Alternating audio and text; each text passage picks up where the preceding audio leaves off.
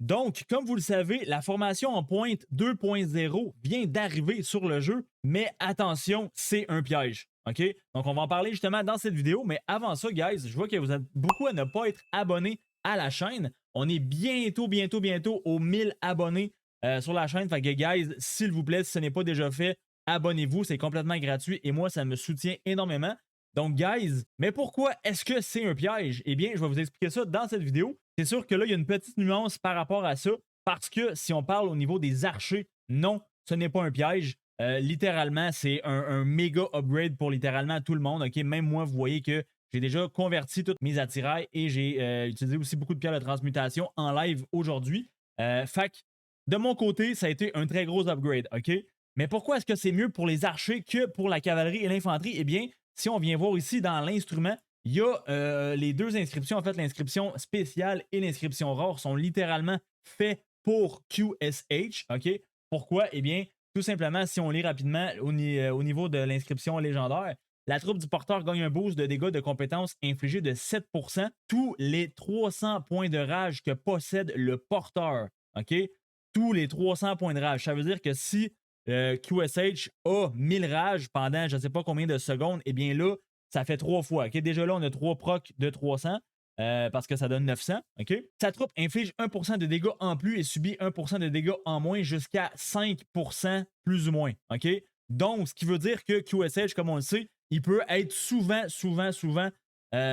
au maximum de rage, donc qui est 1000 et il reste là pendant plusieurs secondes. Donc, cette inscription-là, c'est complètement pété sur QSH, justement parce que lui, il génère et il consomme de la rage, donc il y a toujours de la rage sur lui. Fait que c'est pour ça que cette inscription-là, c'est vraiment incroyable. Et même chose pour l'inscription rare, parce que c'est écrit un petit peu la même chose. Donc, tous les 600 points de rage obtenus, la troupe du porteur gagne un bonus de 4% sur tous les dégâts infligés et une réduction de 2% sur tous les dégâts subis pendant 3 prochaines secondes. OK? Fait que ça, au niveau des instruments, ces deux inscriptions-là ont littéralement été créées pour QSH. OK? Donc, déjà là, si vous mettez ça ailleurs que sur les archers, ailleurs que sur QSH, déjà, vous allez perdre beaucoup de valeur. OK? Fait que ça, c'est une des raisons, entre autres. Mais pourquoi est-ce que c'est un piège pour la cavalerie? Eh bien, ben là, j'ai vu justement dernièrement qu'il y a des vidéos qui circulent sur YouTube de gens qui font un petit peu de hype pour la Wedge 2.0 pour la cavalerie, entre autres, avec, mettons, un petit UO, UO Arthur, UO Nevsky et tout ça. Donc, principalement tout ce qui tourne autour de UO et disent que UO va redevenir méta. OK? Guys, non. Non, OK? C'est sûr que si vous êtes un Kraken, encore une fois, oui, ça, oui, je vous l'accorde. Mais même là, si vous êtes un Kraken et que vous investissez, vous convertissez, je ne sais pas, par exemple, que vous avez 4 inscriptions légendaires, eh bien, c'est 10 pierres de conversion que vous allez utiliser par inscription légendaire. Donc, si vous êtes un Kraken et que vous dépensez 40 pierres de conversion pour aller chercher Wedge 2.0 sur votre cavalerie, eh bien, ça va vous coûter un beau petit à peu près 780 canadiens ou US. En tout cas, c'est quand même assez cher, mais pour même pas un an.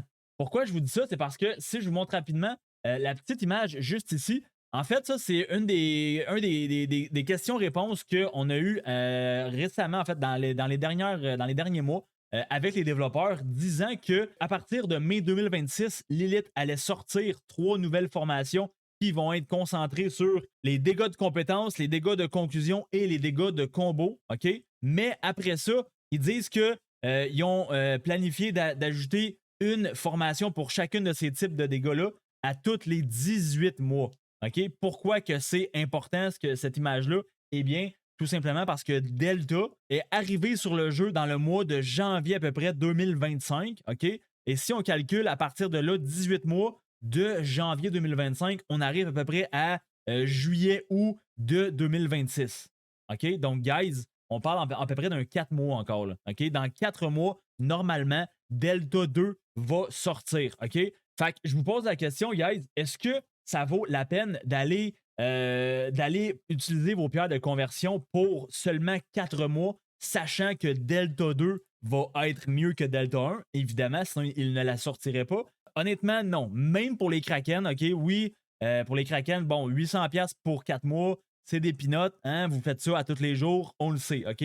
mais quand même, OK, le nombre de joueurs Kraken qu'il y a sur ce jeu, c'est un pourcentage très minime, OK?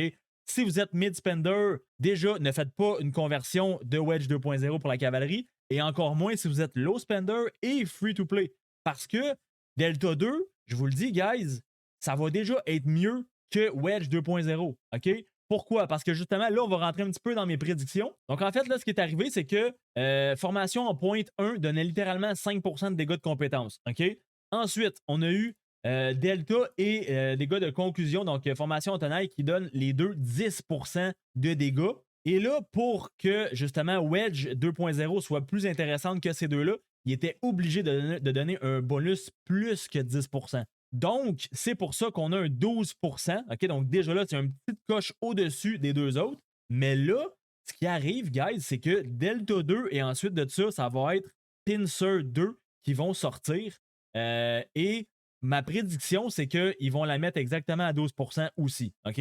Donc, ça va être soit comme ça, soit qu'ils vont la mettre les deux à 15%. Et ben là, les deux vont devenir un petit peu meilleurs que la Wedge 2.0. Et après ça, la troisième Wedge va aller chercher, je ne sais pas, un 17.5, voire un 20% peut-être. Donc, ça va tout le temps être un peu un genre de yo-yo comme ça pour que les gens voient une valeur de convertir tout leur armement à chaque fois. OK? Fait que là, je dis que présentement, là, la Wedge est à 12% et la Pincer présentement est à 10%. Donc, je dirais minimum Pincer 2 devrait être à 12%, voire peut-être 15%. OK? Parce que si augmente ça ici de 2% uniquement, je pense pas que personne va faire la conversion parce que c'est pas assez important. OK? Tandis que si on augmente ça à 15%, là, ça vaut la peine. OK? Parce qu'on parle quand même d'un petit 5% bonus. Tandis qu'ici, on parle littéralement d'un 7% bonus. Donc, ça, c'est complètement incroyable pour les archers. Et même chose pour Delta. Donc, normalement, j'ai Delta pas trop loin, juste ici. Donc, ouais, voilà. Donc, Delta, on peut voir que c'est 10% aussi de dégâts de combo en plus. Fait que normalement, Pincer et Delta devraient peut-être aller à 15% pour la deuxième génération. Et après ça, ben là, la troisième génération de Wedge, comme je vous ai dit, à peu près peut-être 17,5 ou 20% pour que ça reste toujours intéressant pour le joueur de tout convertir et de dépenser 800$ à chaque fois. OK? Parce que ça coûte 800$ pour acheter le petit bundle. Juste ici, pour le maxer, en fait, ça coûte à peu près 800$ parce que j'ai su récemment que ce bundle-là, le refonte et reforge, il y a littéralement 7 gold chests à l'intérieur, OK? Avant de le maxer. Donc, 7 gold chests, 7 fois 140$ canadiens, ça fait beaucoup, OK? Donc, je pense même que le 800$, c'est US, OK? Donc, c'est pas des petites peanuts pour les joueurs free-to-play et pour les joueurs low spender comme moi. Mais là, pourquoi que je parle des autres générations? C'est parce que si je vous montre rapidement ici, dans Objets, Attirail, et là, si on regarde ici dans la qualité et on fait un petit tri, on peut voir ici que la génération 1 et la génération 2. OK? Mais ce qu'on peut voir, c'est qu'il y a de la place pour deux autres générations. OK? Donc là, ça, c'est encore juste ma prédiction. On fait juste parler pour parler. Mais clairement, avec la façon que c'est indiqué dans le jeu, la façon que c'est placé ici, il y a de la place pour minimum deux autres générations. OK?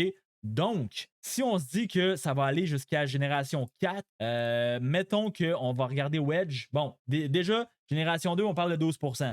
Est-ce que génération 3, on parle de peut-être un 17%, peut-être un 20%? Et génération 4, on parlerait peut-être un 25%? OK, donc là, ça commence à être intéressant. OK?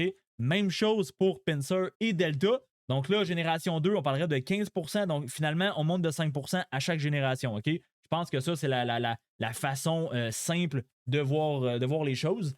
Mais c'est ça, il faut quand même qu'il y ait une valeur pour que les gens continuent de convertir à chaque fois leurs attirails. Mais c'est pour ça, guys, que je vous dis que Wedge 2.0, c'est un piège. En fait, c'est un piège pour l'infanterie, mais surtout pour la cavalerie.